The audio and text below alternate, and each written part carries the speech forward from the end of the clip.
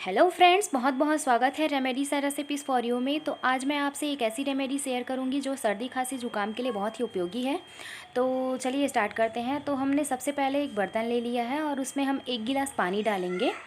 पानी डालने के बाद हम इसे थोड़ा सा गर्म कर लेंगे। गर्म हो जाएगा तब हम इसमें थोड़ा सा अजवाइन डालेंगे।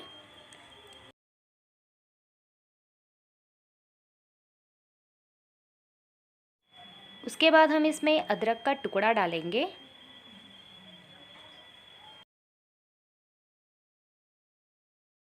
और उसके बाद दालचीनी के कुछ टुकड़े हम इसमें ऐड करेंगे।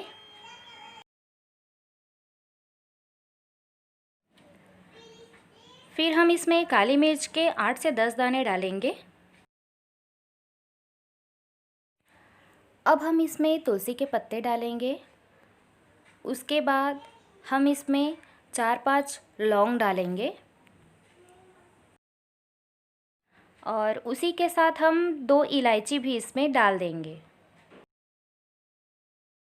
उसके बाद हम इसमें आधा चम्मच से भी कम हल्दी पाउडर डाल रहे हैं और इसको उबाल लेंगे। हल्दी पाउडर डालने के बाद हम इसको उबालेंगे। फिर हम लास्ट में इसमें गुड़ ऐड करेंगे। मीठा आप अपने हिसाब से कम ज़्यादा ले सकते हैं। फिर हम इसे फाइनली उबाल लेंगे अच्छे से। तो अब ये बिल्कुल उबल चुका है बहुत ही अच्छे से और इसे अब हम छान लेंगे। तो इसे हमने छान लिया है और काढ़ा बनकर तैयार हो चुका है, जो बहुत ही फ़ायदेमंद है सर्दी खांसी और ज़ुकाम के लिए। तो इस काढ़े को बनाइए और सुबह शाम पीजिए। इससे सर्दी खांसी ज़ुकाम से राहत मिल जाएगी और इसे बनाना बहुत ही आसान है।